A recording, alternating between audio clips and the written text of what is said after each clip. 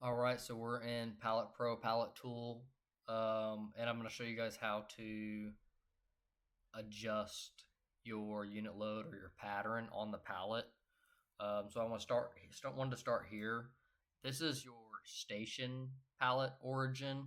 So this is the origin that's used for your station pallet, but your station pallet origin is associated with the pallet itself. Okay, so it's not to the unit load. Now, the unit load does reference this, but if we're talking about offsets, you have a few different offsets. You have your origin of your pallet, which is down here. Could be different for some people, but for us, it's right here is the origin of the pallet. But then you have uh, your pallet station origin, which is right here, and then there's the next one, which is an offset of this, which is your pallet pattern. So I'm going to open up both the tool in Pallet Pro and the Teach Pendant to kind of show you side by side how these two look. So you can see we have a pattern on there, a unit load on there. So now we are going to kind of go through that process real quick. So one thing to notice is you have like your unit load parameters, you have your palletizing parameters, and then you have these tabs right here. Enter dimensions. So this is going to be your case size. This is going to be your pallet size. This is going to be your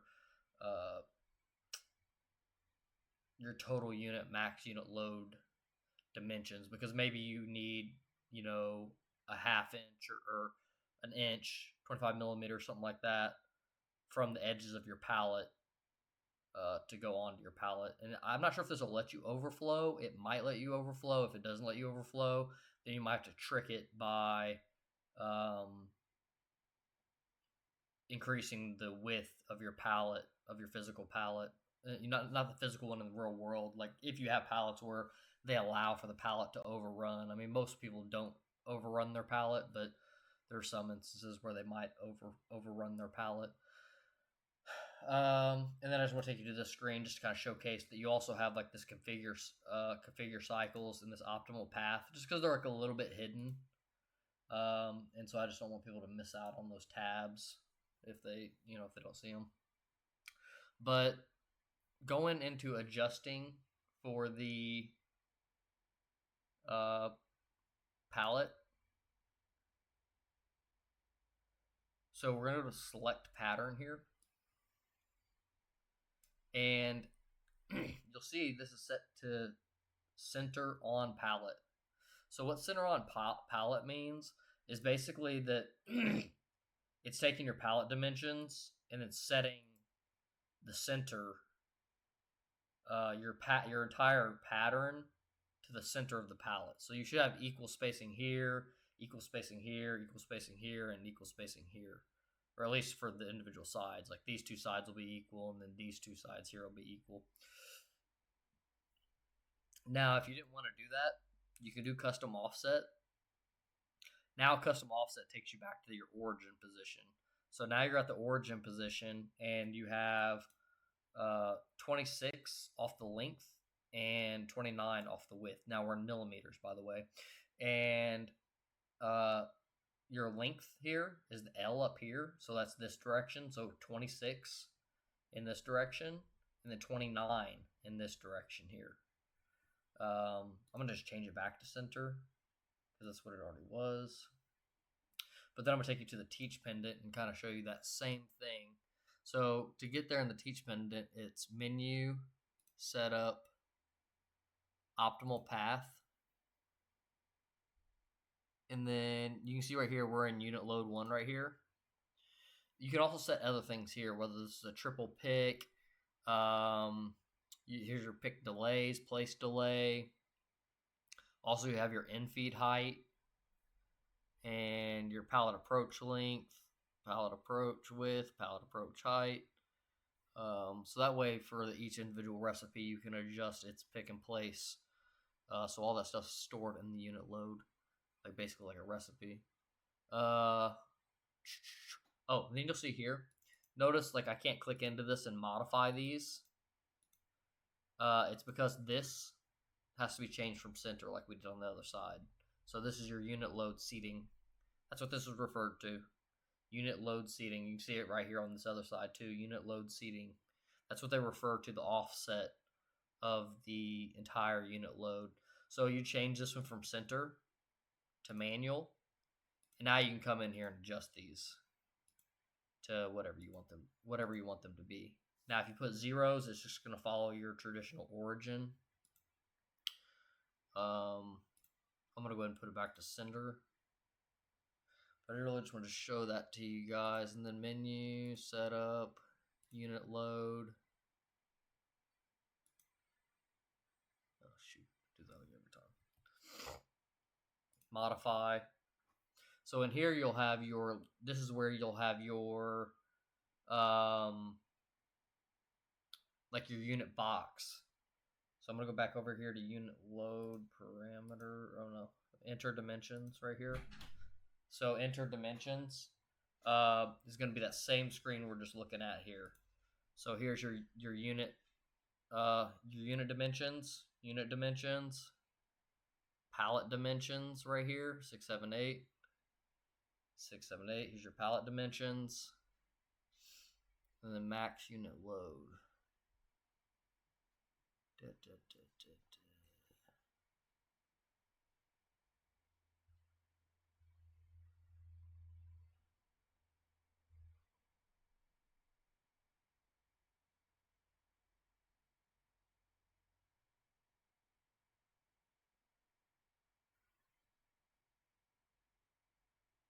Huh. I'm not seeing the max unit load here, but it might also be in that other menu we was just at. Setup, optimal path, pallet approach, unit load, in feed. I'm not sure where the max unit load is off the top of my head. Could it be in the screen still actually? Nope. But yeah, I just wanted to show you guys how you can offset your individual loads.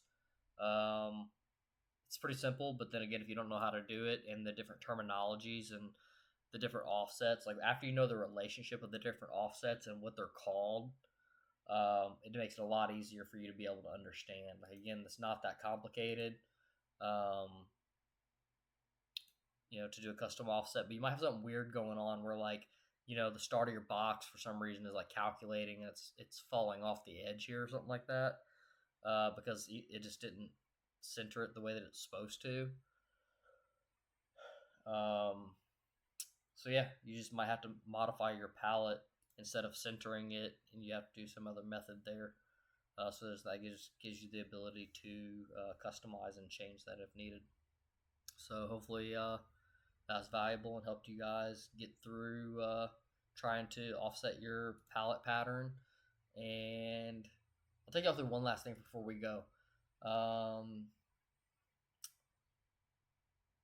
And that is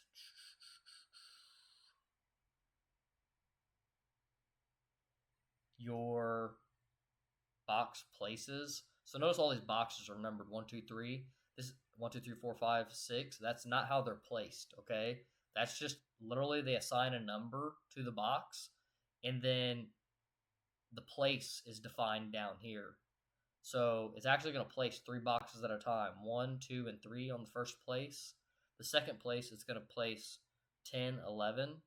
The third place is going to place 12, 13. And the next place is going to put a single box in box number 4, and then a single place in a box number 6. And then you can scroll down to see all the other ones.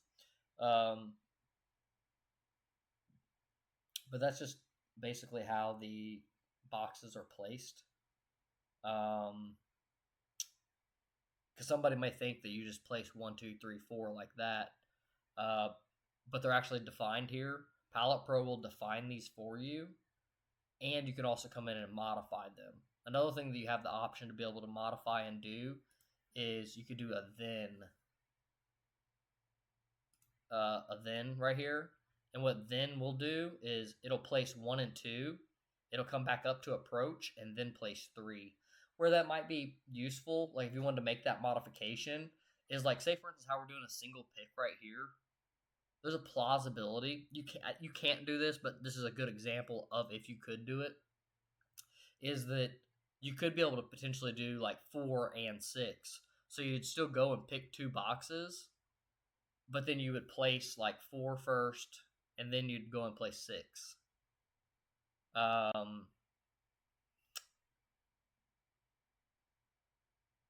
Again, if you do something like that, you just got to check and make sure like box number 6 is not going to crash into anything. I don't want to get too deep into the weeds, but I just really wanted to kind of showcase just like one more little thing while we're here. I try to showcase a few different things while I'm doing these videos, just because like if this is your first exposure to like Pallet Pro, and I cover whatever I'm covering in that video, but then I just kind of showcase something else again, so that way if you're looking for it's like, or maybe the next thing that you're looking for, you kind of just have it here in one video. Let me know if there's any particular questions that you have, and I'll try to answer those questions for you. Yeah, but until then, I'll catch you on the next one. Peace out.